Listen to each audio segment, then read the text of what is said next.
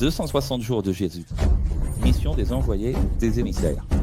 Parce que Paul dit ceci, si lui, c'était l'agneau, il a rompu le caillot. Ici, il n'y a pas d'enlevé. Ici, il y a des martyrs. 13e cours de l'université EXX, 72 cours. 13e cours, Jésus comme vous ne l'avez jamais vu. Et c'est le véritable documentaire sur l'histoire de Jésus, n'est-ce pas? Avant de commencer le chapitre 7 de Jean, passons à une révélation.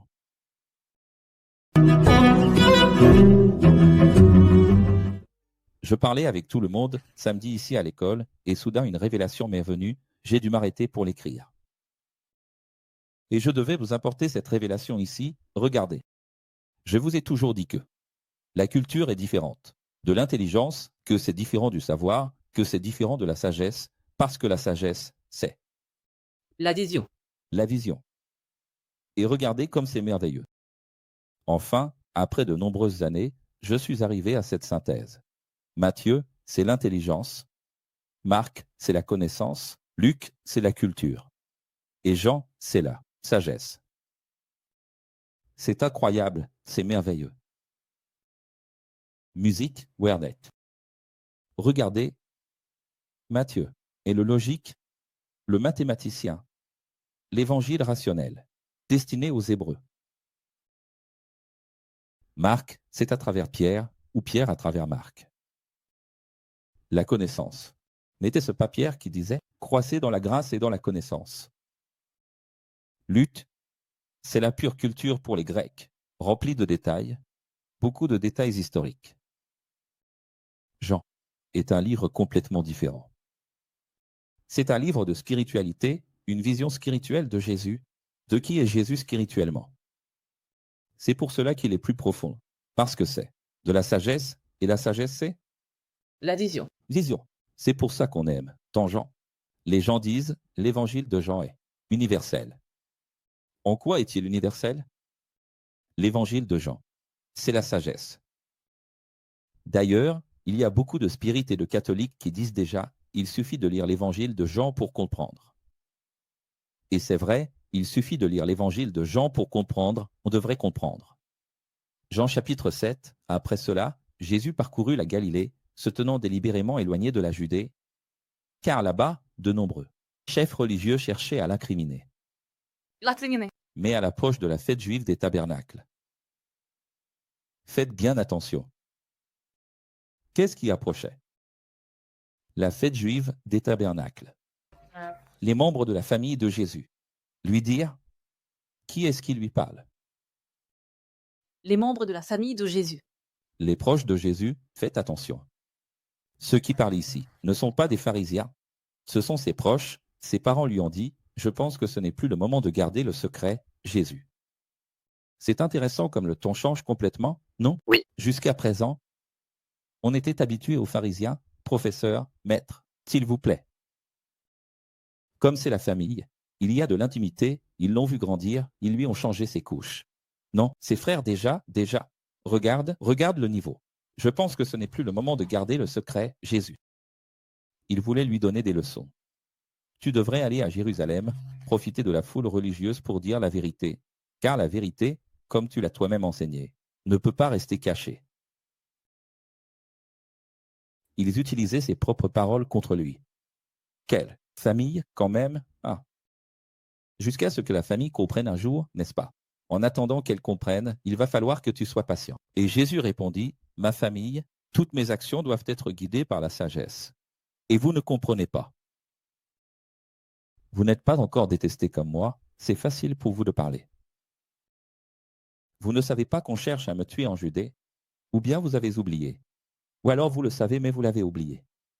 Donc, allez, à la fête, sans moi cette fois-ci, moi je n'irai pas. Tu vois, ce n'est pas écrit, mais c'est implicite, des choses de famille. Qu'est-ce qui est sous-entendu ici? Vous avez remarqué, c'est sous-entendu ici ou pas? Quand tu additionnes une chose à l'autre, qu'est-ce que tu comprends? La sagesse me dit que la famille de Jésus, Marie, et ses frères lui ont dit quelque chose comme « et frère ». Dans l'original, ça peut être cousin, frère. Restons sur frère et frère. Fais comme ça, viens, profitons. Parce qu'ils voulaient aller à la fête.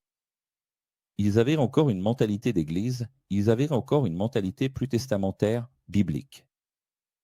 C'est aussi une question de culture, c'est comme, par exemple, pour nous ici, pour qu'on comprenne, aujourd'hui ce serait Pâques. C'est un peu comme si on disait, vous n'allez pas fêter Noël. Vous allez rater Noël, mais il y aura tout, il y aura le spectacle du Père Noël.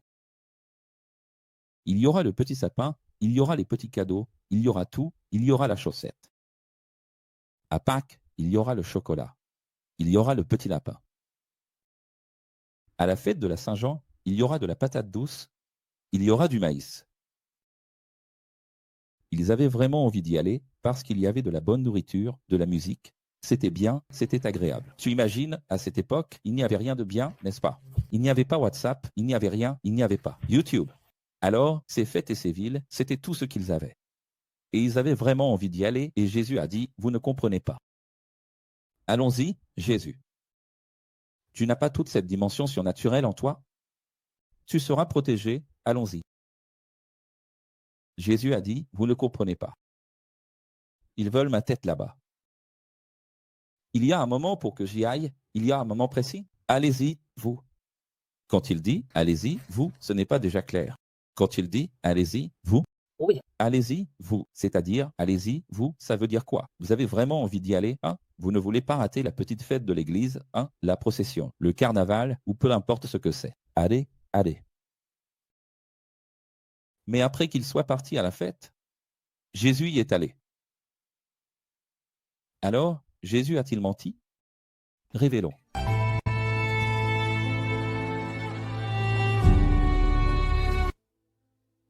Le texte original précise clairement, et c'est uniquement Jean qui le fait, que sa famille ne comprenait pas encore sa mission. Et c'est pourquoi Jésus, allant jusqu'à le faire même avec ses propres proches, cache qu'il allait partir. Il cache, il omet, il ment, parce qu'il savait qu'il ne saurait pas garder. Un secret. Et sa manifestation ne pouvait pas être compromise. Alors, il ne croyait pas au pacte du silence, à la franc-maçonnerie de leur bouche. Ils n'y croyaient pas, ils n'y croyaient pas. Ils ne croyaient pas qu'ils allaient garder le silence. Jean, dans votre Bible, dira ceci, et ils ne lui faisaient pas encore confiance, ils ne croyaient pas en lui comme ils auraient dû. Pas encore. Tu sais quelle leçon on peut tirer d'ici? Quand quelqu'un ne te fait pas confiance, tu ne peux pas non plus lui confier de secrets. Dieu te dit aujourd'hui, retiens bien cela. Ne partage jamais de secrets avec quelqu'un qui ne croit pas en toi. Ne partage tes secrets qu'avec ceux qui te font vraiment confiance. Quand ta famille est arrivée la première à la fête des églises, les chefs religieux, reconnaissant ta famille, ont demandé où est Jésus? Ton parent, c'est-à-dire ton fils. Où est Jésus? Ton neveu. Où est Jésus? Ton cousin? Où est Jésus? Ton frère? La moitié de la foule disait, c'est qu'un homme bien, ce Jésus. L'autre moitié disait, ce n'est qu'un imposteur de plus. N'est-ce pas de la dualité? Oui. Il y aura toujours la moitié pour et la moitié contre. C'est pour ça que tu ne dois pas avoir peur de parler en public. Vous avez vu tout à l'heure les travaux des écoles, ils parlaient en public ici, en pleine rue, au centre, en proposant une Bible. Pourquoi ne faut-il pas avoir de crainte? Parce qu'il y aura toujours la moitié pour et la moitié contre. Si quelqu'un se lève avec une pierre, il y en aura un autre pour dire « ne jette pas cette pierre ». Alors, reste tranquille. Tout va bien. Quand la fête des églises était à la moitié, je veux que tu écrives ça. Écris comme ça, le culte était à la moitié. C'est bien, non? Tu vas apprendre avec ton Dieu ou pas? À quel moment Jésus aime-t-il arriver? Au début du culte. Je ne vais pas perturber les cérémonies. Laisse-les faire leur prologue. Que l'orchestre chante, que la chorale chante, que tout le monde chante. Laisse-les faire. Quand le culte était à la moitié, la messe à la moitié, c'est là qu'il a commencé à enseigner. Certains juifs critiques disaient, c'est intéressant, comment peut-il parler avec autant de sagesse, alors qu'il n'a jamais été formé au temple. Donc il était rabbin de l'école rabbinique, mais il n'était pas diplômé du temple, il n'avait pas de fonction sacerdotale. Il n'avait pas, l'autorisation du temple, il ne parlait pas au nom du temple. Tu comprends ce que ça veut dire ici? Il a étudié, mais il n'est pas officiel. Il n'a pas de décoration, pas de fonction, pas de présentation, pas de badge. Il n'a pas. Il a un diplôme, mais il n'a pas leur diplôme, il n'a pas leur fonction, tu comprends. Mon enseignement ne vient pas de moi. Tout comme la prédication des théologiens. Ou plutôt, mon enseignement ne vient pas de moi, tout comme la prédication des théologiens, mon enseignement est spirituel.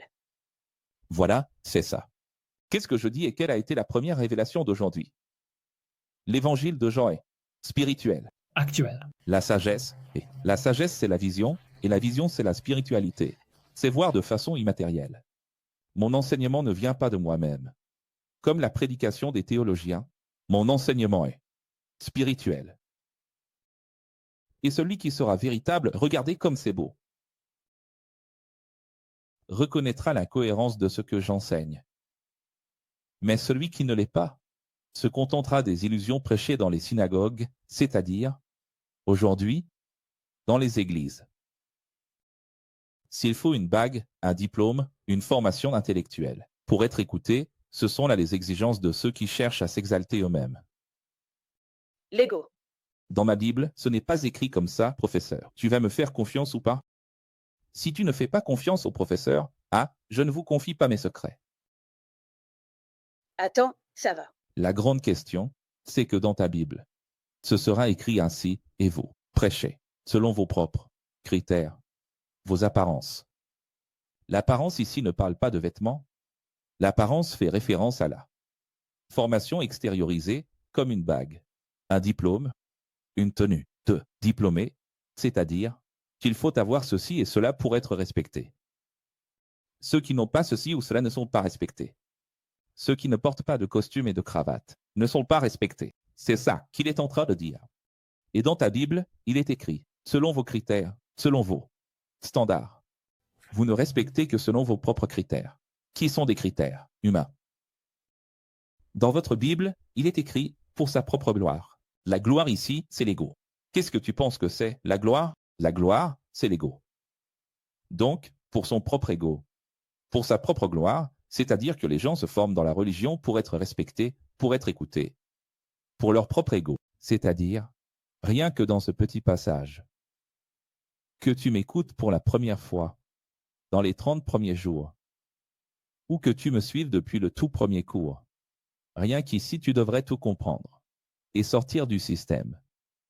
Parce que tu regardes le pape, les archevêques, les religieuses, les pasteurs, les rabbins, et tu vois exactement la même chose.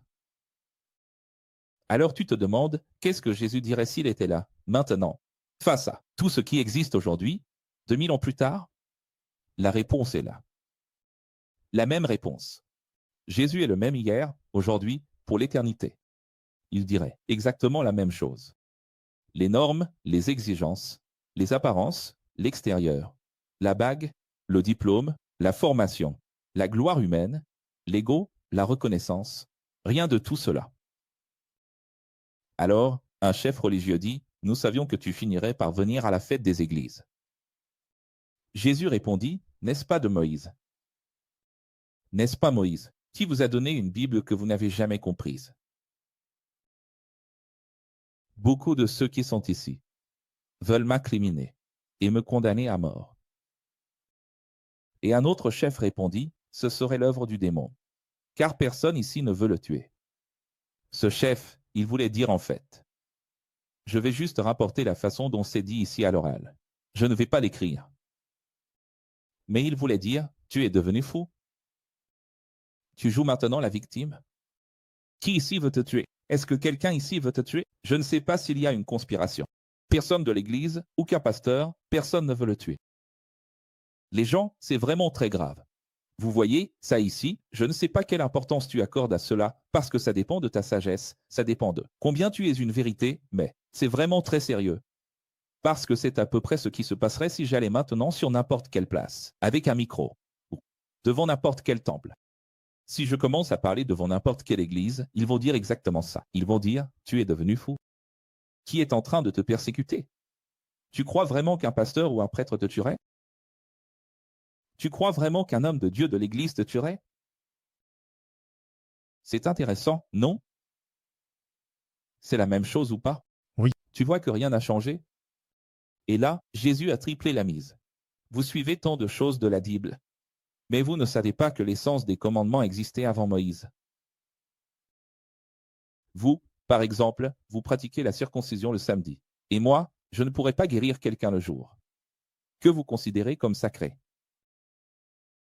C'est très intéressant parce qu'ici, il cite Abraham, il dit qu'en réalité, bien avant la loi, il existait, il y avait d'autres dispensations. Donc, il y a le patriarcat qui est bien antérieur à la loi. Et il y avait déjà la circoncision.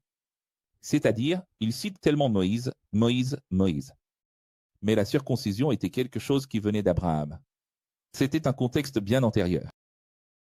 Et là, Jésus leur montre à quel point ils ne comprennent même pas la Bible. Et en plus, il regarde et dit, pour circoncire un garçon à la synagogue le samedi, il faut travailler. Il faut prendre un couteau, il faut stériliser. Il faut enlever les vêtements du garçon, il faut placer le bébé sur une plateforme. Puis il faut appliquer des médicaments pour la cicatrisation. La cicatrisation, c'est-à-dire, c'est un travail, c'est une opération. Alors, l'opération est permise, mais guérir quelqu'un, ça ne l'est pas. Quel est le sens de cela? Oui, couper c'est permis, mais guérir non, n'est-ce pas? Quel est le sens de cela? Alors voilà, c'est ça ton Dieu, le Dieu qui met en lumière les incohérences, la vulnérabilité des enseignements et des prédications du système. Et que devons-nous faire aujourd'hui en tant que chrétiens? Explorer ceci. Qu'est-ce que tu crois qu'Akel fait toute sa vie? Il explore les incohérences du système. Vous ne voyez que ce qui est écrit dans la Bible en disant que c'est dans la Bible, mais vous ne comprenez pas les raisons derrière chaque loi et chaque commandement. Tu sais, ce chapitre, c'est un chapitre sombre. Ce chapitre, il est très dense, il est, vraiment. Jean a réussi à se souvenir, avec des témoins, d'une discussion dont Matthieu ne s'est jamais souvenu, Marc ne s'est jamais souvenu, Luc ne s'est jamais souvenu, et nous n'aurions jamais imaginé. Si ce n'était pas pour Jean, on penserait que les discussions avec les pharisiens sur la place étaient des discussions insignifiantes. Ce chapitre le prouve. Fais bien attention à ce que je dis. Les chapitres 7, 8 et 9 prouvent que Jésus avait une discussion violente, interminable, un débat qui ne finissait jamais avec ces gens-là. Ils étaient vraiment, vraiment malveillants. Vous n'en avez aucune idée. Parce que si on lit seulement les 3 autres évangiles, qu'est-ce qu'on pense? Ah, ils ont provoqué Jésus, Jésus a répondu, ils ont répondu et c'est fini. Mais ce n'était pas du tout comme ça. La discussion était immense, elle ne finissait jamais. Et ne croyez pas que Jésus fuyait, non. Il répondait, Jésus répondait, il répondait, Jésus répondait. Ils attaquaient. Alors Jésus a dit ceci. C'est quand Jésus a dit, vous ne comprenez même pas l'essence, vous devez comprendre pourquoi la loi existe. Il y a une essence. Alors certains religieux ont dit, dans la Bible, il est écrit que personne ne sait d'où viendra le Messie. Et toi, un homme ordinaire et pécheur, nous savons d'où tu viens. C'est faux. Non, tu vois comment ils attaquent. Tu vois? La Bible dit, il vient de dire qu'ils utilisent le « c'est écrit dans la Bible ». La Bible dit que le Messie vient d'un endroit que personne ne connaît, c'est spirituel, il vient du ciel, ou il vient de Bethléem. D'autres disaient, il doit venir de Bethléem, de la tribu de David. Alors Jésus s'exclama, oui, vous savez d'où vient l'homme Jésus, l'homme. Mais le Dieu Jésus, vous ne le connaissez pas encore. Dans votre Bible, ce sera écrit ainsi, moi, le Père, le Père, le Père, le Père, le Père, le Père. Mais c'est bien ce qu'il est en train de dire. Le Dieu Jésus, vous ne le connaissez pas encore. C'est beau, n'est-ce pas? Alors, certains de ceux qui étaient là ont cru en lui quand il a dit cela. Et en voyant la réaction du peuple, quand les chefs espions ont regardé de loin, et ont vu qu'il y avait encore des gens de leur culte, qui se convertissaient, qui faisaient une metanoïa vers Jésus. En voyant cette réaction du peuple, les chefs des églises et du temple ont ordonné aux policiers d'arrêter Jésus. Alors ils ont dit, policiers, arrêtez cet hérétique. En s'en rendant compte, Jésus a pris congé de la foule au milieu du culte des saintes églises des tabernacles en disant, je veux que tu comprennes comme ça, hein. Pose-toi une question. Allez, tu vas te poser une question. Pourquoi les chefs du temple demandent-ils aux policiers d'arrêter Jésus? Et au lieu de fuir ou de s'en aller, Jésus prend encore le temps de dire au revoir. Tu ne comprendras ça qu'à la fin. Policiers, arrêtez-le. Et lui, il continue à parler et prend même le temps de faire ses adieux. Qu'est-ce qu'il va dire en partant? Il va dire ceci, valoriser ce que j'enseigne, car bientôt, vous ne pourrez plus aller là où je vais. Et la foule, sans comprendre de quoi il parlait, ces choses spirituelles pensaient qu'il parlait d'aller dans d'autres pays. Parce qu'il y a des juifs hellénistes, des juifs qui vivent en Grèce, d'autres en Crète, d'autres encore en Asie. Ils pensaient, ah, il va rejoindre l'un de nos villages. Là d'où vient le salut dans d'autres pays. C'est pour ça qu'on ne pourra pas y aller, qu'il va devoir s'enfuir d'ici, parce que la police est à ses trousses. Au moment même où la police a commencé à bouger. Je veux que vous compreniez que les policiers ont fait exactement ce que je viens de faire. Les policiers ont attrapé, ont mis la main sur leur épée, sur leur arme, tout doucement, comme ça, regardez. Pourquoi les policiers ont-ils fait ça? Vous comprendrez à la fin. Jésus est donc parti avant que les policiers n'arrivent. Le temps a passé, un autre jour de la fête des tabernacles est arrivé. Tabernacle, église. Le dernier et le plus important jour de la fête des églises. Tout le monde pensait que Jésus n'aurait pas le courage de se montrer. Parce que les policiers l'avaient poursuivi, n'est-ce pas? Maintenant, Jésus n'apparaît pas au milieu. Jésus apparaît à la toute fin, au moment le plus important de la fête des églises, à l'apogée. Et il n'a pas parlé à voix basse. Il a crié. Il a crié parce que le peuple était ému par l'effort. Il chantait fort. Et au milieu des louanges, de nombreux psaumes étaient chantés dans la cour du temple. Vous devez vous en souvenir de l'ancien cursus, de la première université X, n'est-ce pas? En plein milieu, Jésus a dit, d'une voix forte, si quelqu'un a soif, qu'il vienne à moi et qu'il boive. Car je suis l'eau vive, comme le dit la Bible. Cher élève, lecteur, auditeur. Sais-tu à quoi cela fait référence? Ce que est l'eau vive? Allez, révélons-le. Je te dis que celui qui n'en est pas de l'eau et de l'esprit ne peut entrer dans le royaume de Dieu. Et quelle est cette eau? Et quelle est cette eau? Dans la Bible originale Codex, j'ai révélé les psaumes de louange et d'adoration chantés au moment où le prêtre versait l'eau, l'huile sacrée sur l'autel. Mais qu'est-ce que l'eau vive, là-bas? Pour comprendre cela, il faut aller voir les prophéties de l'Ancien Testament de leur Bible, qui est aujourd'hui l'Ancien Testament de ta Bible, pour comprendre ce qu'est l'eau vive. Au verset 39, tu comprends. Jean lui-même dit là, dans son verset 39, et Jésus faisait référence à l'Esprit. Qu'est-ce que l'eau vive? L'Esprit. Alors il a crié au milieu de la foule, au milieu du temple, au milieu du culte principal. Allons-y, révélard. C'était la parole. Elle était avec Dieu au commencement. Et la parole était Dieu. Il a dit, vous voulez le Saint-Esprit? Je suis le Saint-Esprit, je suis l'Esprit parfait, ce qui signifie ça, prouvant de façon irréfutable qu'il n'existe pas trois personnes dans la Trinité. Ce seul verset suffit déjà à démonter toute la Trinité, car l'Esprit du Christ est le Saint-Esprit, C'est redondant. C'est, évidemment, l'Esprit de Dieu. Et de plus, Jean, pour que ce soit encore plus clair, je ne le montre pas ici, mais pour que ce soit encore plus évident, Jean dit ceci, et cet Esprit était là en lui. Parce qu'il n'avait pas encore été glorifié, c'est-à-dire, il n'était pas encore mort, il n'était pas encore ressuscité.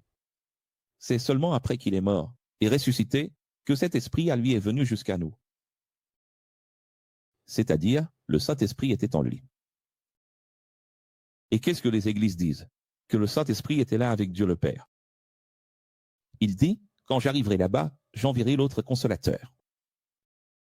Alors, on passe le relais, il arrive, il s'assoit à la droite, il regarde le Père, il regarde l'Esprit et il dit, maintenant, c'est à toi, descends. Alors l'Esprit descend. Mais l'Esprit n'était pas là-haut, mon fils, l'Esprit était ici, en bas. C'est Jésus lui-même. Quand il parle de l'autre consolateur, c'est incroyable, mais un milliard et demi de personnes croient que l'autre consolateur est une autre personne et un autre esprit. Mais c'est clair ici, bon sang. Il n'y a même pas à discuter. C'est ce que j'ai toujours enseigné. La moitié du peuple était divisée. Certains disaient que oui, il était le Messie. L'autre partie trouvait impossible que le Christ vienne, de la pauvre et simple Galilée. C'est intéressant. Pourquoi ont-ils recommencé à croire qu'il était le Messie? Voyez qu'il est allé au premier culte et a gagné des gens à la conscience chrétienne. Il est allé au deuxième culte et au dernier, le plus important, il a gagné encore plus de personnes. Et pourquoi a-t-il gagné? Parce qu'il enseignait avec liberté, les religieux avaient peur de l'arrêter parce que la foule l'aimait. Et il l'aimait, non pas parce que ses paroles étaient belles, mais parce qu'il avait déjà aidé beaucoup de gens. Il avait déjà accompli de nombreux miracles. Ainsi, les miracles protégeaient sa parole. Et maintenant que les gens avaient reçu des miracles, parce que chaque personne présente avait vu quelque chose, entendu quelque chose ou un proche avait reçu quelque chose. Alors, ils lui ont permis de parler. Comme tu as déjà aidé beaucoup de monde, vas-y, dis-nous ce que tu as à dire. Après tout ce que tu as fait, tu as du crédit, vas-y, parle. Il a parlé. Vous comprenez? Ce que je veux vous dire, c'est ceci. Si j'arrive aujourd'hui ici, au centre de Sao Paulo, là, au centre de Sao Paulo, et que je commence à dire les vérités que Jésus disait, je vais finir en prison. Je vais devoir partir discrètement à un moment donné. Parce que si je commence à dire ces choses, ce jour où je suis allé au temple de Salomon, dont j'ai parlé à Brasilia, eh bien, ça a causé de gros problèmes. Si vous ne vous souvenez pas du temple de Salomon, si vous ne vous souvenez pas du jour où je suis allé devant le temple de Salomon, le prêtre m'a demandé d'arrêter. Il a dit, on m'appelle ici, les autorités de Sao Paulo m'appellent pour que j'arrête. Il faut arrêter. L'Église universelle nous a traités de terroristes et a envoyé des caméramans traverser la rue pour filmer tout notre événement afin de recueillir des preuves contre nous. Et de l'autre côté, les anciens membres qui étaient devant leur cour, ils les ont expulsés de là. Tout, c'est en quoi? Une demi-heure de discours. Il y a eu une demi-heure de musique et une demi-heure de discours. Et pourtant, je n'ai même pas dit grand-chose. Vous comprenez ou pas? Un aveugle, si je fais ça n'importe où, vous savez, ce n'est pas un problème. Mais si j'y vais et que je guéris l'aveugle et que je guéris le paralytique, alors les gens voudront m'écouter. Encore plus qu'ils ne l'ont fait. C'est la sagesse accompagnée des miracles. Jésus avait cela, parce que c'était le moment. Maintenant, c'est intéressant que, lorsqu'ils disent ici, il est le Messie, c'est toujours partagé, n'est-ce pas? Il y a toujours cette dualité, la moitié pense que oui, l'autre moitié dit, ce n'est pas possible, il vient de Galilée. La Galilée est un endroit tellement simple, ce n'est pas possible. Tu sais que cette Galilée est vraiment incroyable, non? Parce que, je vais vous dire une chose, c'était prédit dans la Bible. Regardez comme c'est intéressant. Il devait venir de Bethléem. Et l'une des choses les plus belles que tu dois comprendre, c'est que Jésus ne naît pas à Bethléem. Jésus est de Galilée. Alors ceux qu'ils disent, mais il n'était pas à Bethléem, on ne le connaît pas là-bas, il était. Tu vois, quelle chose que Dieu fait, n'est-ce pas? Officiellement, il est de Galilée. Mais, quand il était bébé, il est passé par Bethléem. Qu'est-ce que ça veut dire? c'est Dieu qui met vraiment à l'épreuve la mentalité des gens. En d'autres termes, chaque fois que tu vois les églises penser quelque chose à propos de l'Apocalypse, ce ne sera pas comme ça. Parce qu'ils attendaient l'Apocalypse, n'est-ce pas? Quel était leur Apocalypse? La venue du Messie.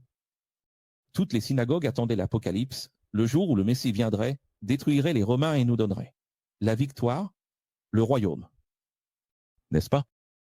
Et le royaume, dans leur esprit, c'était Israël libre, Israël puissant sur le monde, Israël plus puissant que la ronde de César. Tu comprends? Et puis Jésus arrive, et comment Jésus arrive-t-il? Tout est différent de ce qu'ils attendaient.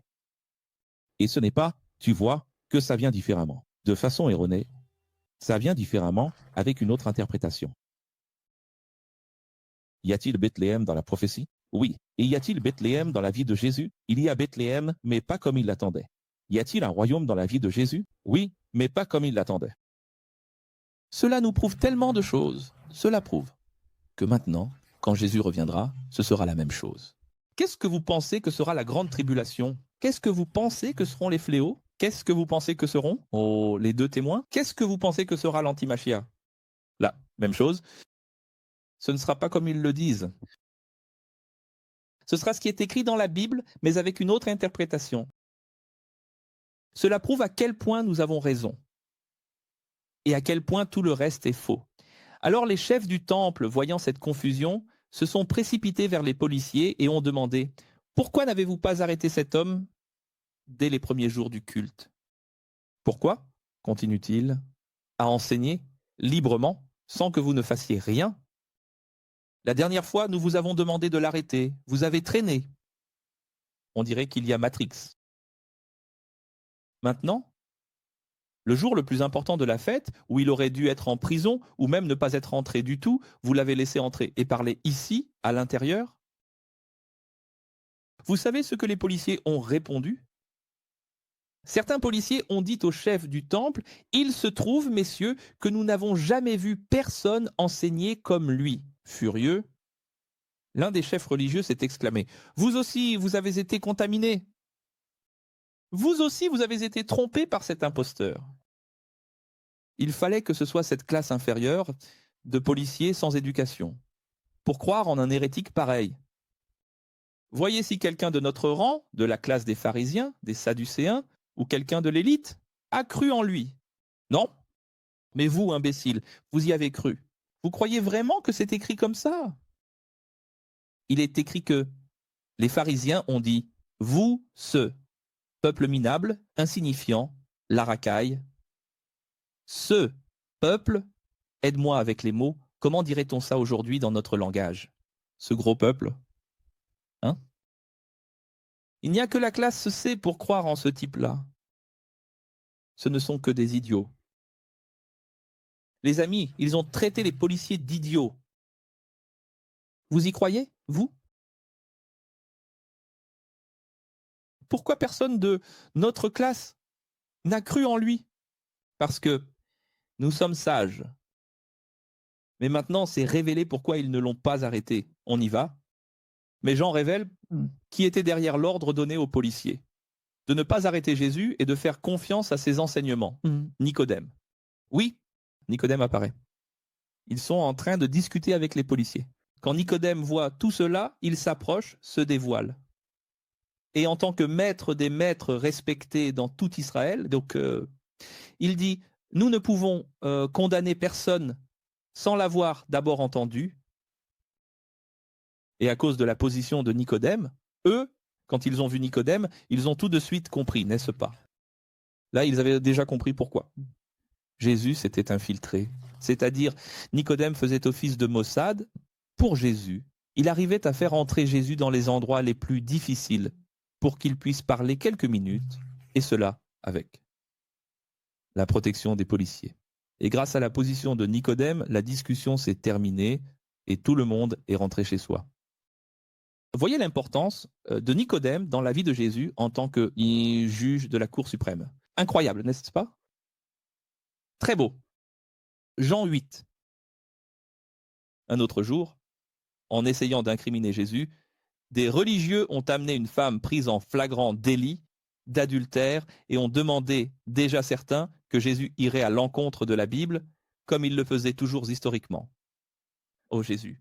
Ici, nous avons un flagrant délit. Selon la Bible et notre constitution en tant que sage dans notre pays, elle doit être lapidée. Qu'en dites-vous, Seigneur ? Sans répondre verbalement, Jésus se pencha et commença à écrire avec son doigt sur le sol. Ici, dans la Sainte Bible OneNote Type, comme on l'a dit, n'est-ce pas ? Qu'est-ce qu'il était en train d'écrire ? Il était déjà en train d'écrire la seconde Bible, la Brit Hadasha. Il écrivait quoi ? Un nouveau contrat pour que nous le signions. Et ils ont insisté, tu ne vas pas répondre ? Et lui, continuant d'écrire par terre. Alors Jésus, voyant qu'ils insistèrent beaucoup, se leva et dit que celui d'entre vous qui n'a jamais péché, lui jette la première pierre. Il se pencha de nouveau et continua d'écrire sur le sol. Ceux qui l'avaient entendu partirent un à un, en commençant par les plus âgés. C'est ça, Marlène, on l'a, hein ? On va la voir, hein ? On l'a ! Ceux qui avaient entendu partirent un à un, en commençant par les plus âgés. Jésus resta seul avec la femme, debout devant lui. Je veux que tu comprennes que ce n'est pas qu'ils sont simplement partis et s'en sont allés. Le langage est tronqué dans la tradition araméenne. Ce n'est pas que tout le monde est parti. Ils se sont éloignés de la scène. C'est-à-dire, tout le monde a laissé tomber les pierres et s'est éloigné. Quand il ne resta plus que lui et la femme sur la scène, dans ce contexte, dans cette situation, alors en la regardant, Jésus se releva et dit « Tous sont partis. Alors, il n'y a plus de condamnation pour toi. Va et ne sois plus jamais infidèle. » C'est important de se rappeler cela. Jésus pardonne, si c'est vraiment fini. Alors, Jésus se releva de nouveau et dit à la femme, tous sont partis, va, tu es pardonné, mais plus jamais. Voyant cela, quelques personnes s'approchèrent et Jésus commença à enseigner. Je suis la lumière, sortez des ténèbres de l'ignorance. Alors je veux que tu comprennes. Ceux qui l'accusaient ont laissé tomber les pierres et se sont éloignés de la scène. Mais ce qu'il va enseigner maintenant a un lien avec la situation. C'est toujours ce Jésus avec la pédagogie que j'aime. Qui a apporté l'enseignement ce jour-là ? Que se passe-t-il dans les églises ? Je vais à l'hôtel 5 étoiles, payé avec la dîme des fidèles, pour me concentrer après avoir bien mangé. Et Dieu va me révéler dans l'hôtel le message de ce soir. Ô Saint-Esprit de Dieu, je suis ici dans ce magnifique hôtel. Merci pour ma femme, mes beaux enfants, ma grosse voiture. Je veux que tu me révèles. Qu'est-ce que je vais prêcher ce soir ? C'est comme ça que ça fonctionne, non ? Sauf que pour Jésus, ce n'était pas comme ça. Pour Jésus, il n'y avait pas de script. Pour Jésus, il allait enseigner, mais ce n'était pas le Saint-Esprit qui apportait le sujet. Celui qui apportait le sujet, c'était n'importe qui, y compris ses adversaires. Qui apportait le thème du soir ? Les biblias, les propres légalistes. C'est eux qui ont amené la femme et c'est eux qui ont amené le sujet. Alors, quand il commence à dire « je suis la lumière », c'est parce que tout le monde était sorti de la scène et petit à petit, ils se sont rapprochés parce qu'ils ont vu cette situation, ils ont tout vu, ils ont été témoins de toute la scène et ils se sont approchés à nouveau. Et ont vu là un miracle. Parce que si tu ne comprends pas, cette femme a été ressuscitée. Il y a beaucoup de gens qui pensent que seul Lazare a été ressuscité ou seulement Talitha Koumi. Mais non, cette femme a été ressuscitée, elle était morte. Sa peine de mort a pris fin. Elle était déjà condamnée. Elle était morte. Elle n'était pas morte. Jésus l'a ramenée à la vie. Donc cela veut dire que le miracle qu'il a accompli a été de l'empêcher de mourir. Et là, quand cette femme, tremblante, tu peux imaginer en pleurs, angoissée à l'idée d'avoir la chance de rester. En vie, il dit « Je suis la lumière » parce qu'il voit que les gens sont fascinés par la situation. Ils étaient habitués à voir une femme se faire lapider, pas à voir une femme être libérée. Et c'est à ce moment-là que d'autres pharisiens s'approchent. Tout le monde est là, à quelques pas, et ils s'approchent et disent « Quelle est la source de tes enseignements ? Tu ne parles que de toi-même. Pourquoi ne parles-tu pas de Dieu comme c'est écrit dans la Bible ?» Ah, je vois beaucoup ça, n'est-ce pas ? Combien de fois entend-on ça ici, n'est-ce pas? Pourquoi ne prêches-tu pas la Bible? Reviens à l'évangile simple, Rachel. Jésus répondit, même si j'utilise la Bible pour enseigner parfois, ou même si je ne l'utilise pas, tout ce que je dis est vrai, mais vous jugez selon des critères et des systèmes humains. Moi, je ne juge que rarement. Généralement, je ne juge pas, mais quand je juge, il a dit, je juge selon la justice. Pourquoi dit-il cela? Parce qu'il venait tout juste de sortir d'une situation de jugement. La Bible, ta Bible sépare cette situation, mais en réalité, il n'y a pas de séparation. La situation continue. Alors il a dit maintenant aux mêmes pharisiens présents et à d'autres qui s'étaient approchés, regardez, moi, je ne juge pas. Et dans ta Bible, il y a une erreur, parce que dans ta Bible, il est écrit ainsi. Jésus a dit, je ne juge jamais. Puis, dans l'autre verset, il dit, et quand je juge, dans ta Bible, c'est bien écrit comme ça, tu peux vérifier. Dans ta Bible, il est écrit, je ne juge jamais. Puis dans l'autre verset, et quand je juge, je ne juge jamais quand je juge. À cause du langage hyperbolique, la Bible est pleine d'hyperboles. Je ne juge jamais, ce n'est pas jamais. Et dans ta Bible aussi, dans ce même chapitre, il est écrit, ils sont tous partis. Ils sont partis, ils sont là. Comment ça? Tous sont partis. Donc tu vois, la Bible utilise ces hyperboles. Il faut comprendre cette question. Je ne juge que selon la justice. Oh, pas selon votre Bible. Donc ce n'est pas que la Bible est faussée, c'est-à-dire ta Bible est mal traduite. Donc je vais là où vous ne pouvez pas aller. Et regarde comme c'est intéressant. Avant, il pensait qu'il allait dans un autre pays, n'est-ce pas? Pour qu'il échappe à la police et ne soit pas arrêté, n'est-ce pas?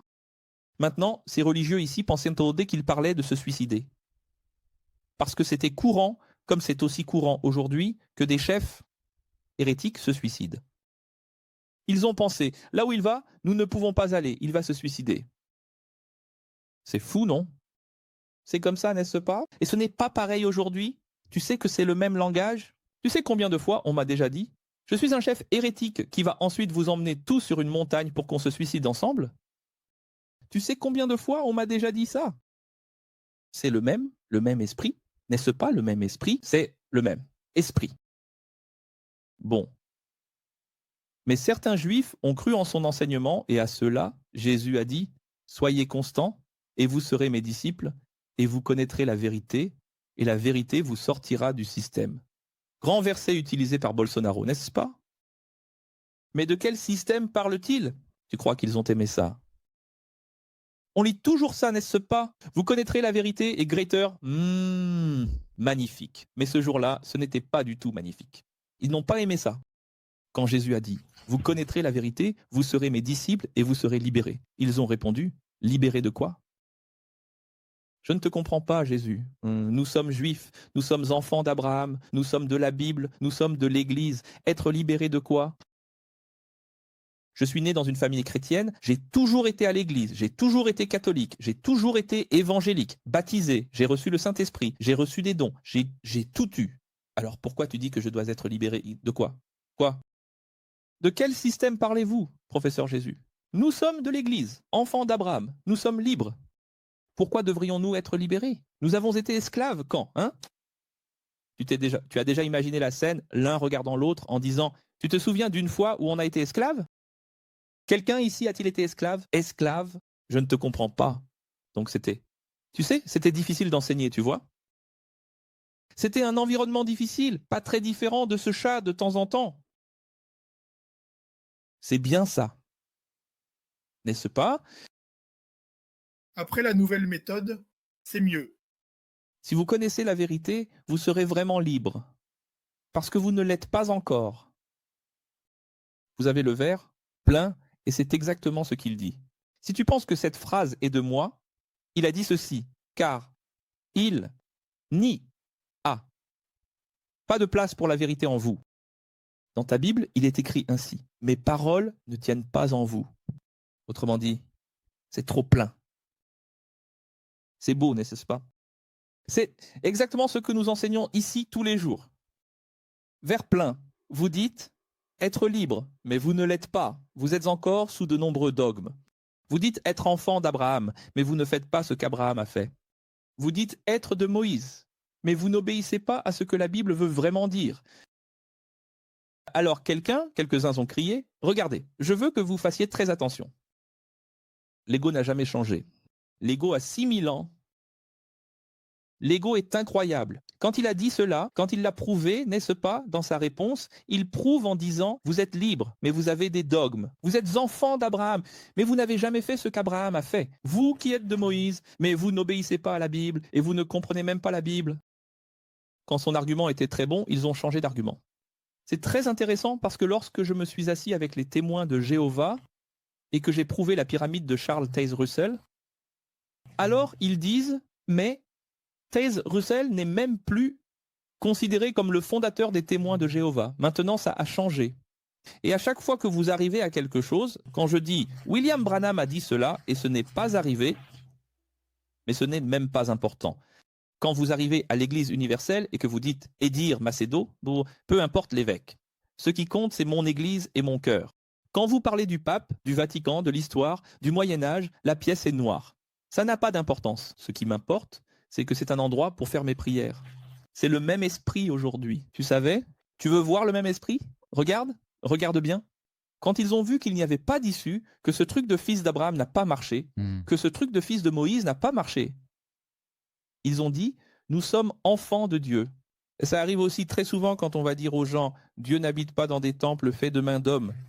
Tu dois comprendre que l'adoration n'est pas vers le haut, que la prière, c'est un désir. Quand tu commences à parler avec les gens, tu sais ce qu'ils disent? Tu as déjà vu? Ça n'a pas d'importance. Je sais que le temple, ils n'ont jamais su. Ils n'ont jamais su. Et puis ce jour-là, je sais que le temple n'est pas la maison de Dieu. Je sais que l'église, c'est nous, mais même ainsi, j'y vais. Parce que là.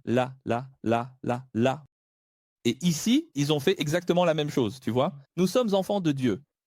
Comme on dit, si avec Abraham, ça n'a pas marché, alors on va dire Dieu directement, hein? Alors Jésus répond, et eux, ils n'arrêtent pas. Ils n'arrêtent pas. Jésus dit, pourquoi mon langage n'est-il pas clair pour vous? Êtes-vous incapable d'entendre ce que je dis? Incroyable, n'est-ce pas? Est-ce que quelque chose a changé? Rien n'a changé, rien du tout. Regardez ce texte ici. Regardez ce texte ici et dites-moi si quelque chose a changé. Si Dieu était votre Père, vous m'écouteriez avec attention. Mais comme vous n'arrivez pas à me comprendre, pensant déjà être sauvé, je vous dis que votre Père, c'est le diable. Là, l'ego est touché. C'est très intéressant, n'est-ce pas? Et c'est intéressant de voir combien il y a de vidéos contre moi sur Internet et des gens qui disent « Ce hack enseigne le satanisme, le syncrétisme. » Et son père, c'est le diable, parce que le diable est mauvais. Il est meurtrier. Il est menteur depuis le commencement. Les gens à qui Jésus s'adresse-t-il dans ce texte? Ce sont des personnes religieuses de la Bible. Quand Jésus a dit « Votre père, c'est le diable parce que le diable est le père du mensonge », il parlait à qui? À eux. Le diable, là, c'est pour qui? Je dis le diable, parce que le diable, c'est le mensonge. L'ego, et quand ils disent être libérés, ils sont en réalité esclaves du système religieux. Il leur montrait à quel point ils étaient esclaves. En entendant parler du diable, certains, avec haine, ont dit « C'est toi qui parles au nom du démon ». Dans ta Bible, il est écrit « démon », mais j'imagine qu'ils ont dit quelque chose comme « C'est toi qui es avec le diable, toi ». Surtout aujourd'hui, hein? Surtout aujourd'hui. Tu ne vois pas qu'aujourd'hui, quand tu parles aux gens et tu dis « Regarde, le diable, c'est l'ego. Toi aussi, tu as de l'ego. » Qui es-tu pour dire ça, si tu te prends pour le détenteur de la vérité? Toi aussi, tu as de l'ego. Celui qui a de l'ego ici, c'est toi qui veux faire sortir les gens de l'église. Et ils ont répliqué, ils ont dit, celui qui a le diable, c'est toi. Celui qui est menteur, c'est toi. Ça devait être vraiment difficile, tu sais. Très difficile d'enseigner à ce peuple. Alors Jésus... Vous êtes possédé par le démon. Oui, en fait, quand on parle de démon, là, ce n'est pas vraiment un démon, c'est... La traduction est tronquée. En réalité, c'était juste un échange de répliques, n'est-ce pas? Jésus a dit, vous avez le diable, et eux, c'est toi qui as le diable. Ou bien Jésus a dit, vous êtes le démon lui-même. Et ils ont répondu, c'est toi qui as un démon. C'est juste un retour, n'est-ce pas? Maintenant, dis-le rapidement. Non, c'est tout aussi difficile, n'est-ce pas? L'esprit est le même, ça ne change pas, hein? Ça ne change pas. Regarde, au contraire. Tu sais ce que Jésus a répondu? Au contraire. J'ai été avec Abraham. Aïe, aïe. Aïe. Jésus va compliquer les choses de plus en plus. Au contraire, je ne suis pas le diable, je n'ai pas de démon. J'ai été avec Abraham. Je sais de quoi je parle parce que j'y étais. Alors ils ont beaucoup ri. Ils ont ri et ont dit, tu n'as même pas 50 ans, tu en as 32. Oh, et tu dis que tu as été avec Abraham? Mon Dieu. Et pour empirer complètement la situation, Jésus a dit, je vous l'affirme, avant qu'Abraham ne soit né, moi, je suis. Là, il n'y a plus rien à faire, n'est-ce pas? Tu sais ce qui s'est passé quand il a dit ça? Tu sais pourquoi Jésus a fait ça, n'est-ce pas? Jésus a empiré la situation parce qu'il a vu qu'il n'y avait pas de terre fertile là-bas. Il a essayé 1, 2, 3 fois. La 4e fois, il a dit, ce n'est plus possible. Tu sais ce que je vais faire maintenant? Je vais leur donner ce qu'ils veulent, je vais leur donner un blasphème, parce qu'en réalité, il a dit la vérité, mais c'est une vérité qui pour eux est un blasphème, et que même s'il a dit la vérité, mais c'est un blasphème, je vais leur donner le blasphème qu'ils cherchent, et comme ça, ils s'arrêteront. Et ils se sont arrêtés, ils se sont vraiment arrêtés. Regarde ici.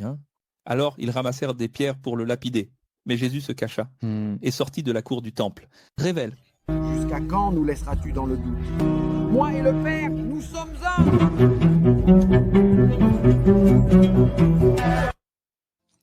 Quelle connexion?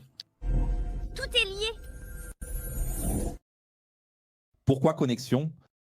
Parce que cela commence avec une femme qu'il sauve de la mort par lapidation de leurs mains et se termine avec lui. Presque lapidé par la main des siens. C'est connecté ou pas? Beaucoup. Ça commence avec lui écrivant par terre. Et se termine avec lui obligé de fuir de là, parce que sinon, dans peu de temps, il sauve cette femme et c'est lui qui meurt. Jean 9. Alors je te demande, comment pourrais-je laisser passer ces passages? Ça ne donne pas. Il n'y a pas moyen. Ce sont des passages absolument uniques. Jésus a vu un aveugle de naissance.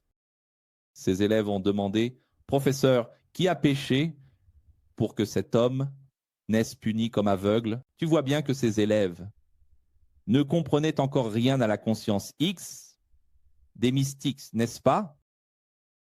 Jésus leur répondit, « Ni lui, ni ses parents n'ont péché. » Donc ici, l'éclairage de Jésus, c'est une démystification de Jésus pour expliquer que Dieu ne choisit pas qui naît ainsi ou qui meurt d'une autre façon. Comme nous le savons, il n'intervient pas parce qu'il est juste. Juste. Alors, l'homme, avec de la salive et de la terre mélangée sur les yeux, est allé au bassin de Siloé, s'est lavé, et maintenant, il voyait parfaitement. Parfaitement. Alors, les chefs de l'Église ont fait venir l'ex-aveugle et ses parents, leur demandant 3 fois, comme le prescrit la loi, qui l'avait guéri et, en plus, comment il avait été guéri. C'est donc devenu une affaire judiciaire, une affaire de police, un procès verbal. Ils ont rédigé un procès verbal, ils l'ont emmené au commissariat, ils ont emmené l'aveugle et ses parents au commissariat. Alors ils ont demandé à l'ex-aveugle, comment ça s'est passé? Qui t'a guéri? Comment t'a-t-il guéri? Ah, je ne sais pas exactement qui il est. Il est célèbre, tout le monde parle de lui. Il fait ça, mais je ne sais pas. En apprenant que c'était un samedi et qu'il avait utilisé de la salive et de la terre, car Jésus faisait cela exprès, sans en avoir besoin, mais pour leur donner ce qu'ils voulaient, ils ont dit, vous voyez, de la terre, de la salive, se laver dans la piscine de Siloé, c'est de la sorcellerie, c'est de la magie noire, c'est du satanisme, regardez. Et en plus, ça va à l'encontre de la Bible, le jour sacré. C'est-à-dire, il enfreint le commandement en guérissant le jour du sabbat, et en plus, il se cache, il guérit, il s'enfuit. Il ne se révèle pas parce qu'il a demandé de ne pas raconter. Et pire encore, il utilise des méthodes qui ressemblent à de la sorcellerie. C'est très intéressant. Ce n'est écrit dans aucun évangile, mais c'est implicite là-bas. Tellement il l'appelait, comme on l'a déjà vu ici, 72 fois, ils l'ont traité de possédé et de sataniste. Tellement ils l'appelaient possédé. C'est implicite. Pourquoi guérissait-il avec de la salive? Pour provoquer. Il guérissait avec de la salive, justement pour, en plus de la question de la salive que j'ai révélée, qu'il était interdit même de cracher le sabbat, il y a cette question-là, il crachait non seulement pour travailler le sabbat, pour faire de la boue, de l'argile. Ce qui était interdit, c'était contre la Bible, mais il faisait cela aussi pour donner des arguments de sorcellerie. Vous voulez me traiter de sorcier? Allez-y, allez. Vas-y. C'est fou, non? En voyant que les parents et lui ont confirmé la guérison 3 fois, comme l'exige la loi à travers des témoins, ils ont crié « C'est intéressant, c'est le Père, la Mère et le Fils, 3, confirmant 3 fois. » C'est prouvé. Vous êtes des disciples de Jésus. Nous sommes des disciples de Moïse. Les parents de l'aveugle ont dit « Écoute, c'est toi qui le dis. Moi, je ne savais même pas que c'était Jésus. » Maintenant que tu dis que c'était Jésus, waouh, incroyable, j'ai envie de le rencontrer tout de suite. Tu dis que je suis son disciple, mais moi, si je ne le suis pas, je veux le devenir à partir d'aujourd'hui, car il m'a guéri, j'étais aveugle, maintenant je vois. Les parents et l'aveugle ont dit « Nous ne savons pas grand-chose sur lui, mais qu'il soit le Messie est prouvé par ce miracle. Et vous, les chefs de l'Église, devriez croire en lui aussi. » Alors, les chefs ont crié « Tu es né aveugle parce que tes parents ont péché ?» Ils en ont profité pour pointer du doigt les parents. « Comment osez-vous entrer ici dans ce commissariat synagogue et nous enseigner ?» Et ils les ont expulsés de la synagogue. Jésus, apprenant qu'ils avaient été expulsés de la synagogue, est allé à leur rencontre. En les trouvant, il leur dit « Je regrette ce qu'ils vous ont fait à l'église, mais je vous le dis, ce sont eux les véritables aveugles. » Alors, un chef, qui était là, en train d'espionner comme toujours, demanda « Êtes-vous en train de dire que tous les pasteurs, rabbins et prêtres sont aveugles ?» C'est bien ce que j'ai compris, Jésus. Il y en a toujours un pour espionner, n'est-ce pas? Il a dit « Êtes-vous en train de dire que toute la direction est aveugle ?» C'est bien ce que je vous ai entendu dire. Jésus dit « En vérité, puisque vous dites que vous pouvez voir, alors votre faute demeurera à jamais, car vous prétendez voir. » Tu vois? Encore une merveille de la vérité relative absolue, c'est-à-dire, si vous vous considériez comme aveugle, je suis venu pour les aveugles. Mais comme vous avez le verre plein l'ego et que vous pensez voir, alors vous serez jugés ce jour-là, comme ceux qui voient. Ce jour-là, vous ne pourrez jamais dire « je ne voyais pas, je ne savais pas, je ne comprenais pas ». Vous avez toujours dit que vous saviez, que vous compreniez et que vous voyiez. Alors, vous serez jugés ainsi. C'est beau, non? Je suis venu pour ceux qui ne voient pas. Ceux qui pensent voir seront aveugles pour toujours. Tu comprends?